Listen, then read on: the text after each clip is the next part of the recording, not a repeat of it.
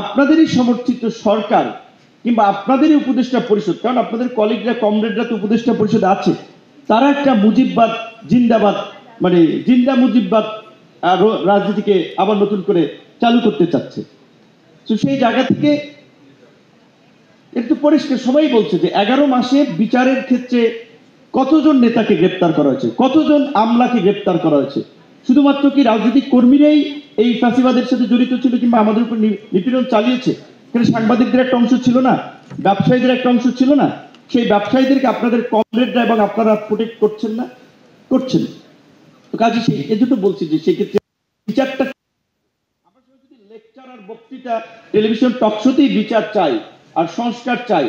সংস্কার আজকে শুনেছি যে জুলাই ঘোষণাপত্র দেওয়া হবে আপনার 5 তারিখের মধ্যে। আমরা বলেছি যে 5 তারিখের মধ্যে জুলাই ঘোষণাপত্রটা অন্তত দেওয়া উচিত, এবং ওইখানে যদি ওই ডিক্লারেশনে যদি বলা থাকে যে এই যে আপনার জুলাইয়ের আকাঙ্ক্ষা বাস্তবায়নে একটা ঐক্যমত্য কমিশন করা হয়েছে রাষ্ট্র সংস্কারের নিমিত্তে, তাহলে ওই আপনার জুলাই সনদটাও কার্যত প্রোক্লামেশনে এন্ডোর্স করা হয়।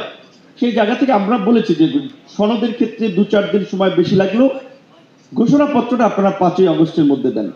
কিন্তু ফাইনালি এই ঘোষণাপত্র আমি জানি আপনাদের কাছে এসেছে কিনা, আপনাদের কাছে আসার কথা, কারণ আপনাদের সব চ্যানেলেই লোক আছে, কিন্তু 3টা পার্টি ব্যতীত বিএনপি, এনসিপি এবং জামাত কোনো পার্টিকে ড্রাফট ফাইনাল কপিটা পর্যন্ত দেওয়া হয়নি। এইটা নিয়ে এখানে লুকোচুরি করাবে ভাই?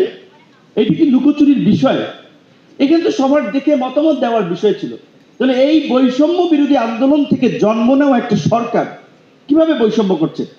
এবং আপনারা দেখেছেন এর আগে মিটিং করে উপদেষ্টারা বলছে 4টি দলকে আইডেন্টিফাই করে দিচ্ছে, যে 4টি প্রধান রাজনৈতিক দল, এবং স্পষ্টতই অভ্যুত্থানের পরবর্তী সরকারের দ্বারা অভিযোগ থাকবে যে তারা একটা রাজনৈতিক দলের দ্বারা পক্ষপাত দুষ্ট কিংবা তাদের আচরণ বায়াস আচরণ হবে। তাহলে তাদের দ্বারা আমরা কিভাবে একটা আনবায়াস রিফর্ম, বিচার কিংবা একটা নির্বাচন পাবো? আমি ব্যক্তিগতভাবে খুব সন্দেহ সংশয় করছি যদি খুব আর্লি ইলেকশন হয় তাহলে আগামীর নির্বাচন হবে বাংলাদেশের ইতিহাসে সবচেয়ে সংঘাতপূর্ণ নির্বাচন। যদি আপনার এখনো যদি আমরা রাজনৈতিকভাবে অভ্যুত্থানের স্টেক হোল্ডাররা নিজেদের মধ্যে একটা কনসেনসাসে না পৌঁছাতে পারি, তাহলে বিচার বলেন, সংস্কার বলেন, খুব বেশি গতি পাবে না। কারণ দেখেছেন ঐক্যমত্য কমিশনই তো বলেছে এই যে 2 মাস ব্যাপী আমরা আলাপ আলোচনা করলাম, পরে ওনারা বলছে যে পরবর্তী পরে 2 বছর বাস্তবায়ন করবে।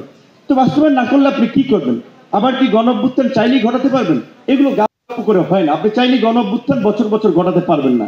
জনগণ 16 বছর রাজনৈতিকভাবে আন্দোলন সংগ্রামে সমর্থন দেয়, রাজপথে নামে নাই। সুতরাং আমরা যা আমাদেরকে তো বা এই গণঅভ্যুত্থানই তো ম্যান্ডেট দিয়েছিল, তাহলে আবার এখন কেন প্রশ্ন উঠবে যে সংস্কারটা কোন প্রক্রিয়ায় বাস্তবায়ন হবে? এবং আমরা খুব আশ্চর্যান্বিত হয়েছি যে এখানে আমরা যে প্রতিষ্ঠানগুলো গড়ে তোলার জন্য হাসিনার সময় আমরা প্রতিবাদ করেছিলাম, যেই তরুণদের বেকারত্ব বা কর্মসংস্থানের দাবি থেকে শেষ পর্যন্ত একটা গণ অভ্যুত্থান হয়েছে, সেই পিএসসি নিয়ে যখন আলোচনা হচ্ছে কোনো রাজনৈতিক এইভাবে মানে কি বলে সরকারকে ডানা কেটে দিয়ে সবকিছু কিন্তু এইভাবে স্বাধীন করে তাহলে সরকার চলতে পারবে না। মানে পিএসসির মতো একটা যেটা পাবলিক সার্ভিস কমিশন মূলত সরকারি চাকরি নিয়োগের প্রথম সাধারণত বা দ্বিতীয় শ্রেণী পর্যন্ত নিয়োগের একটা কমিটি বা কমিশন হবে, সেটা তো অনেকে এগ্রি করছে না।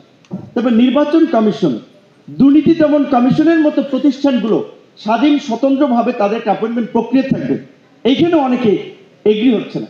এবং ইনক্লুসিভ পার্লামেন্ট করার জন্য আমরা বলছি যে প্রপোর্শনেট সিস্টেম ইলেকশন, ওকে ফুল প্রপোর্শনেট না করলে আপনি আসেন 50% প্রপোর্শনেট করেন, 50 এক্সিস্টিং সিস্টেম করেন, ওইটা রাজি না। আর ঐক্যমত্য কমিশন ওইটা আলোচনার টেবিলে আনার সাহস করে নেই। তারপরে যে তারা ওই যে দুধের স্বাদ ঘোলে মেটানোর মতো, ধরেন আমরা প্রপোর্শনাল সিস্টেম চেয়েছিলাম, তারা ডাবল বাইক্যামেরাল পার্লামেন্ট করে আপার হাউসে তারা এই আপনার সংখ্যানুপাতিক হারে প্রতিনিধিত্ব নিশ্চিত করার একটা মোটামুটি কনসেনসাস পৌঁছানো গেছে। কিন্তু সেখানে মেজর পলিটিক্যাল পার্টি বলতে আমরা যাদেরকে বুঝি তারা এগ্রি না, কিন্তু নোট অফ ডিসেন্ট দিয়েছে, অর্থাৎ ক্ষমতায় গেলে তারা এটা করবে না। তাহলে এই সংস্কারের মানেটা কি হলো? অনেকগুলো প্রস্তাব, আমি তো ছিলাম, প্রস্তাব মোটামুটি ম্যাক্সিমাম প্রস্তাবই কিন্তু 2-4 জনের নোট অফ ডিসেন্ট আছে। তাহলে ঐক্যমত্য তৈরি হলো কিভাবে, এটা বাস্তবায়ন হবে কিভাবে? তো সেই জায়গা থেকে আমি আবারও বলবো যে আমি আপনাদের নিয়ে সমালোচনা করেছি, আপনাদের সম্পর্কে যেগুলো বাইরের মানুষ বলে সেরকম কিছু কথা আপনাদের সামনাসামনি এসে বলেছি। তারপরে আমি চাই আপনাদেরকে নিয়েই আমরা এই জন আকাঙ্ক্ষার একটা বাস্তব রূপ দিতে। যদি আপনাদের মধ্যে সেই উপলব্ধি এবং বোধোদয় হয় তাহলে আমরা পারবো। আর যদি আপনারা যে শুধু এটাকে শো আপ মিডিয়া কাভারেজের জন্য কিংবা ধর নানান কারণে প্ল্যাটফর্ম বিতর্কিত হচ্ছে সেই কারণে এখন কিছু ইমেজ রিকভারির জন্য, তাহলে এই আলোচনার কোনো মানে হবে না। আর আমাদের যে যতই আমরা এই আলাপগুলো অনেকদিন ধরে করে থাকি না কোনো বিচার সংস্কার শেষ পর্যন্ত দেখবেন এমনও হতে পারে নির্বাচনের পরে যারা সরকার গঠন করবে ইন্টারন্যাশনাল আন্তর্জাতিক চাপে আওয়ামী লীগকে যে কোনো ফরম্যাটেই হোক রাজনীতিতে সুযোগ দেবে এবং তারা আবার কামব্যাক করবে এবং আপনাদের পরিণতি হবে ফ্রিডম পার্টির মতো।